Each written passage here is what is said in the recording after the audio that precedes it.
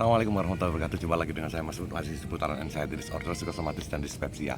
Di video kali ini saya ingin berbagi tips-tips atau cara untuk menghilangkan stres. Saya dulu sempat menulis beberapa cara dan saya lakukan sesuai dengan metode-metode memang yang diajarkan untuk menghilangkan stres, dan saya rangkum kala itu ya.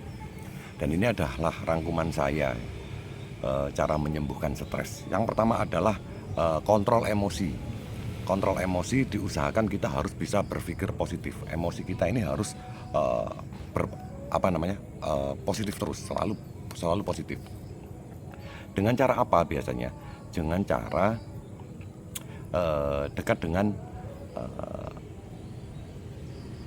orang yang kita sayangi. Jadi kita menghabiskan waktu dengan orang-orang yang kita sayangi, dengan istri kita, dengan anak-anak kita. Kalau nggak punya pasangan, belum punya anak, dengan pacar, ya nggak harus pacar. Kalau nggak punya pacar, ya bisa orang tua kan, bisa orang tua. Dekat dengan orang yang kita sayangi. Kita bisa berbagi, kita bisa ngobrol tentang apapun itu, kita bisa berkeluh kesah, kita bisa berdiskusi dengan orang-orang yang kita sayangi. Yang kedua adalah dekat dengan orang soleh. Ya benar sekali, saya waktu itu jadi ahli haul. Saya datangi banyak tempat haul yang dekat-dekat dari daerah saya itu, saya sering datangi haul. Nah, itu membuat berkumpul dengan orang soleh, seperti hanya di syair Tombo Ati itu limo perkarane. Itu salah satunya kan ada dekat dengan orang soleh, dan itu bagus itu. Ternyata bisa memberikan menjadikan emosi positif. Terus diantaranya adalah main game. Saya jadi suka main game Mobile Legends yang tidak jadi hati ya. Ketika kalah juga ya kalah aja, kalau menang ya bagus gitu. Sekarang level saya sudah di legend abadi. Terus setelah itu saya dengar musik atau kadang-kadang dengar Al-Quran. Ketika cemas, sakit banget itu, parah anxiety-nya itu, saya biasanya itu putar Al-Quran dengan kecepatan 1.25. Itu yang semula 11 jam itu bisa habis di 9 jam. Dari awal saya terbahan di kamar tempat tidur, itu saya putar sudah, saya dengarkan. Karena saya dikasih aplikasi YouTube Premium yang tanpa bayar, jadi ya gratisan, tinggal dimatiin aja layarnya, tinggal saya dengarkan terus, saya resapi terus sampai akhirnya ketiduran. Tiba-tiba bangun masih hidup lagi ya, kita dengarkan lagi. Tuh. Yang kedua adalah mengalir atau menyatu dengan hidup. Ini penting sekali, ini menyatu dengan hidup. Biasanya itu saya melakukan aktivitas hobi ya. Saya sering cerita dengan hobi saya yang berpindah-pindah dari burung, ikan, terus tumbuhan, taman, dan lain-lain, sampai kambing yang terakhir kemarin.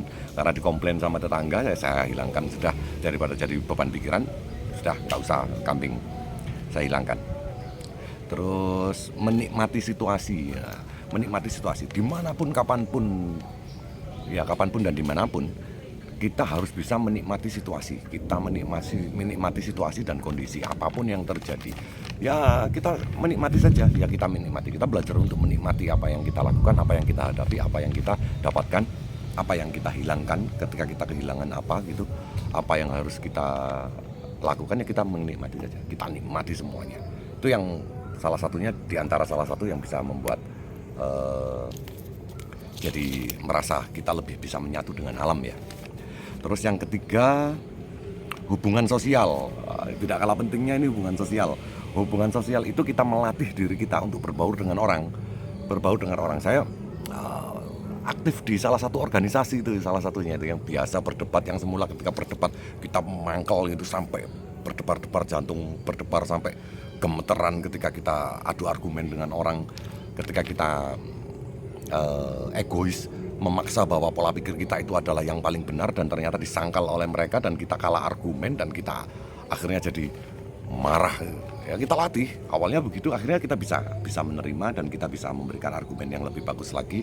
Ketika kita tidak dengan marah, tidak dengan kondisi emosi, kita bisa berargumen dengan baik dan benar, dan akhirnya argumen itu akan berjalan baik-baik saja, dan akhirnya bisa berjalan dengan lancar.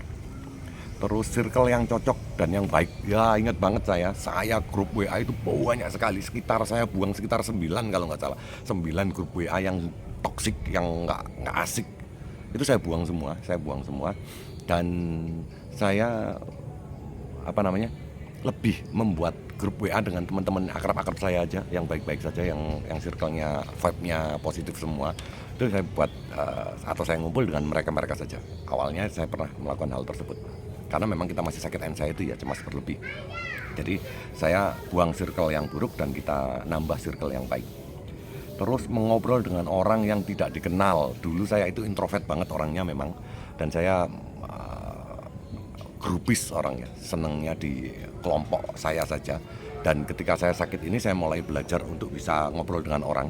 Dan alhamdulillah sampai detik ini, karena kita ini makhluk sosial ya, yang tidak bisa hidup sendiri, yang di antara hadirnya kebahagiaan di diri kita itu tidak lepas dari urusan dengan orang lain.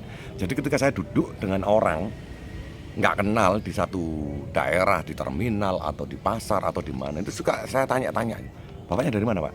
Rumahnya di mana? Aktivitasnya apa? Akhirnya sampai sekarang sudah ke bawah seperti itu. Saya sekarang sudah nggak jadi orang yang introvert. Saya sekarang jadi orang yang alhamdulillah banyak teman-teman yang menyatakan bahwa saya sekarang itu sudah humble, sudah bisa berbahasa basi dengan orang akhirnya. Alhamdulillah.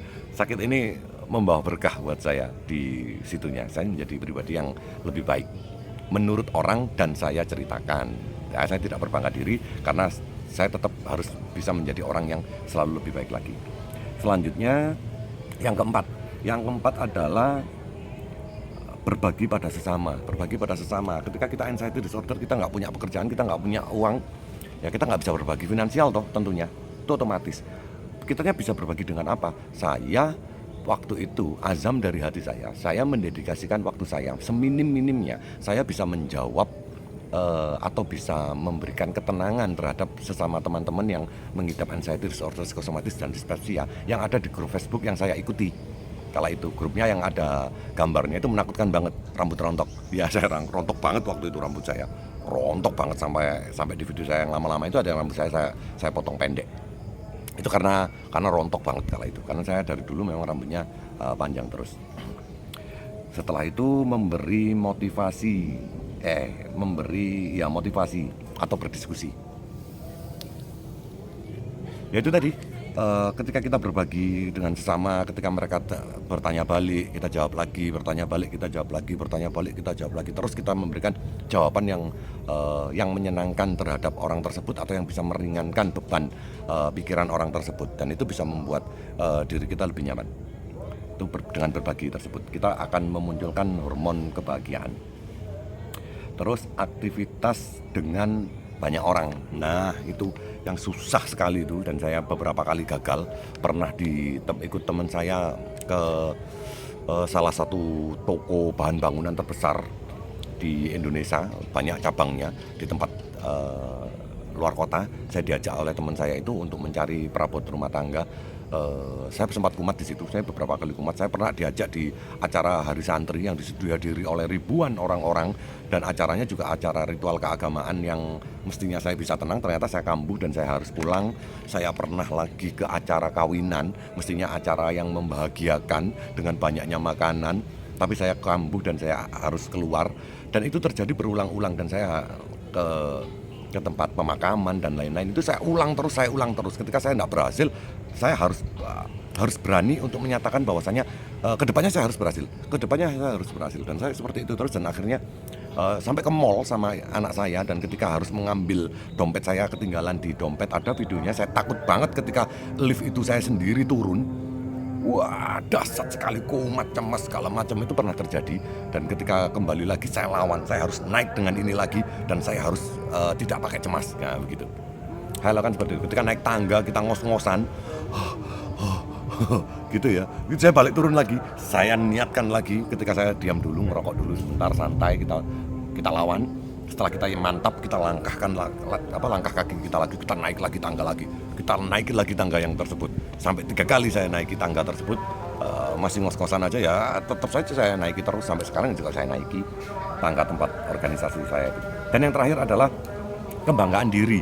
Dari semua yang sampean lakukan itu tadi, sampean harus buat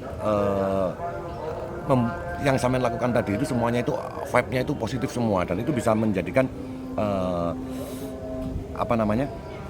semacam prestasi, meskipun tidak ada yang mengakui ya, kita akui sendiri saja.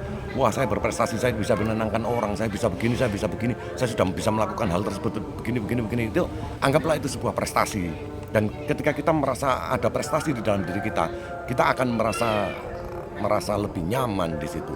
Kalau tidak, kita ingat-ingatlah masa lalu kita ketika kita masih SD atau SMP, SMA atau kita kuliah, kita ingatlah prestasi-prestasi yang dahulu itu. Ternyata kita tidak sereceh itu, ternyata kita sehebat itu, ternyata dengan kita memikirkan tentang apa saja prestasi yang pernah kita capai. Terus yang terakhir lagi, sampean harus mempunyai target ya, targetnya. Kalau saya ini targetnya ini sembuh dengan cepat. Kala itu dari awal ketika saya baru sadar di sakit usia 2 bulan itu, saya menyatakan saya harus sembuh dengan cepat, karena saya sadar betul di mentor-mentor di YouTube itu banyak yang sudah 4 tahun, ada yang 3 tahun kambuh lagi, 2 tahun kambuh lagi, 3 tahun kambuh lagi, dan saya tidak mau jadi yang seperti itu. Saya niatkan, saya punya target bahwasanya saya harus sembuh dengan cepat. Apapun yang harus dilakukan, tetap saya harus melakukan hal yang bisa membuat saya sembuh dengan cepat. Keinginan kuat, yang sangat kuat itu saya jadikan target atau tujuan saya agar saya bisa sembuh dengan cepat. Apapun itu akan saya lakukan, dan itu bisa membuat kita memunculkan hormon kebahagiaan. Ketika kita mencapai level yang bertambah, semakin sembuh, memunculkan hormon kebahagiaan, dan kita akan semakin bahagia, dan kita bisa lepas benar dari anxiety. Dan terbukti saya alhamdulillah sudah lepas dari anxiety. Saya sudah benar-benar lost, sudah alhamdulillah sudah normal sekali. Kalau dispepsia, kembali lagi, kalau seorang normal saja nggak punya anxiety, atau orang normalnya adalah ketika perut perih ketika kita salah makan, atau perut begah adalah, tapi kan nggak sampai reflux, nggak sampai kekerongkongan, nggak sampai nggak bisa nafas, hidung buntu dan lain-lain, kan sudah tidak ada itu lagi, sudah tidak mengenal hal-hal tersebut, karena kita berpola hidup yang baik, berpola pikir yang baik, berpola makan yang baik dan benar, dan kita merubah mindset kita semuanya akan kita jadikan ke kebaikan. Itu yang membuat kita jadi lebih cepat sembuh. Demikian video untuk menghilangkan stres dari saya. Terima kasih sudah melihat video saya, karena sudah hampir maghrib. Wassalamualaikum warahmatullahi wabarakatuh. Semoga sehat selalu.